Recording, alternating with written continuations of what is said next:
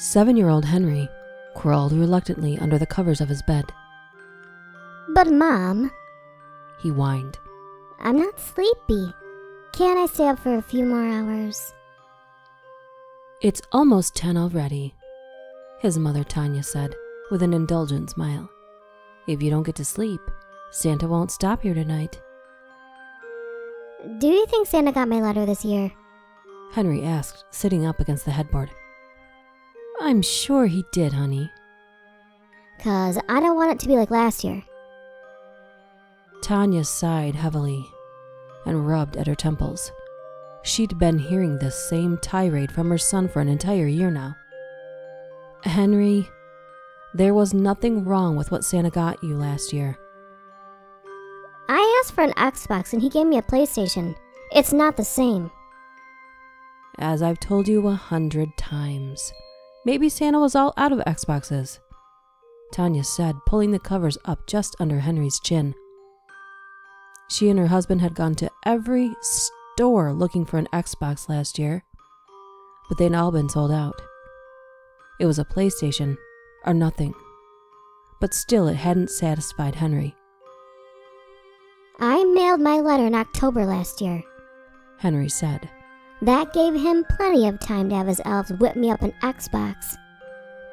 Henry, Tanya said a little more sharply than she'd intended, you're being awfully ungrateful. There are children in the world who have nothing. If you don't start being more appreciative, Santa may decide to just skip our house altogether. Okay, Henry said, his lower lip poked out like a shelf. I'm sorry. Just get to sleep, Tanya said, leaning over and kissing her son on the forehead. When you wake up in the morning, you just might find that bike you've been waiting for all year under the tree. You think Santa will like the cookies and milk we left for him? Henry asked. I'm sure he'll think they're delicious. I'll see you in the morning, sweetie. Tanya turned off the light, the small nightlight plugged into the electrical socket by the closet, throwing a muted yellow glow throughout the room. She eased the door closed, leaving Henry to dream of Christmas morning. Do you think it's safe to start? Jonah asked his wife. They had been sitting in the living room watching a sci-fi channel marathon of the Silent Night, Deadly Night movies. Tanya glanced at the clock and saw that it was just past 1 o'clock in the morning. He should be asleep by now, she said. I think we can get started.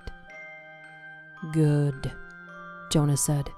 It'll probably take me till dawn to put that bike together. They went up to the attic, careful to avoid all the squeakiest boards, and brought down all of Henry's presents. Tanya began arranging all the smaller gifts around the tree, while Jonah unfolded the instructions for the bike and began assembling it. Shit, Jonah cursed under his breath, trying to fit together two pieces that simply refused to fit. As much trouble as this is, Henry better like this damn bike. Tanya knelt down next to her husband, took the uncooperative pieces, and easily snapped them together. Are you kidding? He'll absolutely love it. He better. I do not want to have to go through another year hearing him bitch and moan like he did about the PlayStation.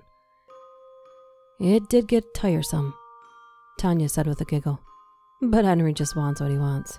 He won't settle for anything less. Like mother, like son. Tanya swatted her husband on the arm and said, That's not true. I settled for you after all. Very funny, Jonah said. How about you settle for passing me those cookies? Tanya had baked a batch of oatmeal raisin cookies, half of which her family had already eaten. The other was placed on a plate for Santa. She took the plate and handed it to her husband, who immediately inhaled 2 of the cookies. Careful, Tanya said, reading over the instructions. You know, if you keep that up, you'll be as fat as Santa. This isn't for me.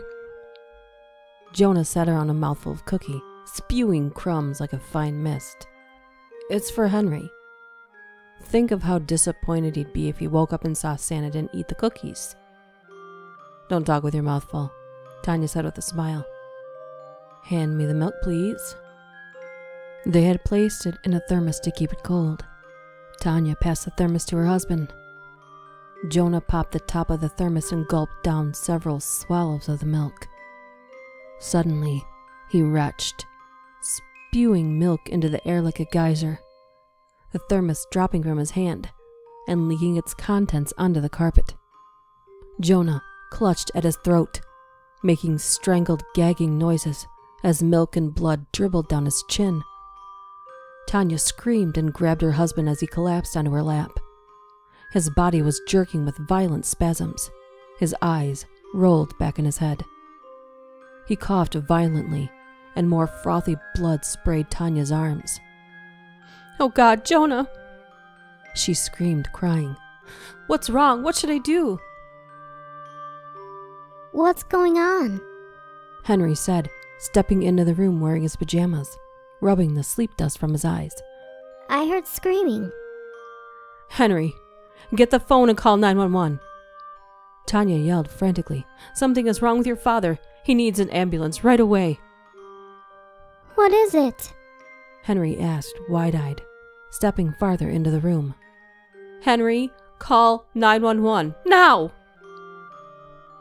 Henry started to turn toward the phone, but then he spotted the spilled thermos of milk and froze.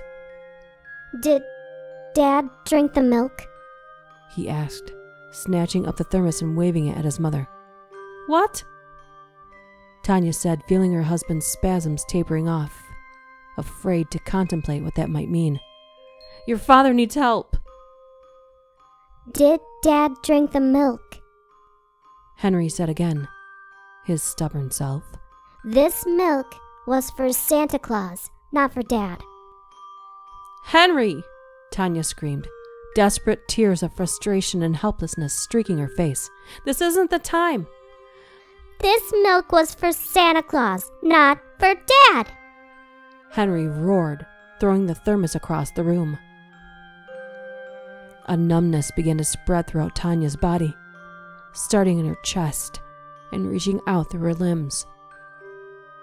Comprehension came slowly, and it made her feel cold inside, cold and empty. "What did you do?" she croaked, her voice raw and raspy. "Henry, what did you do to the milk?" I poured Drano in it. He said matter-of-factly, as if stating he'd brushed his teeth. Tanya was on her feet in an instant, the still form of her husband stretched out on the floor. She grabbed Henry by the shoulders and shook him hard. "Why would you do such a thing?" she shouted into his face. "Why, in the name of God, why would you do such a thing?" I wanted an Xbox, Henry shouted back, wrenching out of his mother's grasp. not a PlayStation, an Xbox, and Santa knew that. He knew that, and he gave me the wrong thing anyway, and I wanted to teach him a lesson and make him pay for giving me the wrong thing last year. Tanya stumbled back, hands to her mouth, and watched as her son turned and ran back to his room, slamming the door behind him. She snatched up the phone and quickly dialed 911, while Santa chopped up a topless teenager on the television behind her.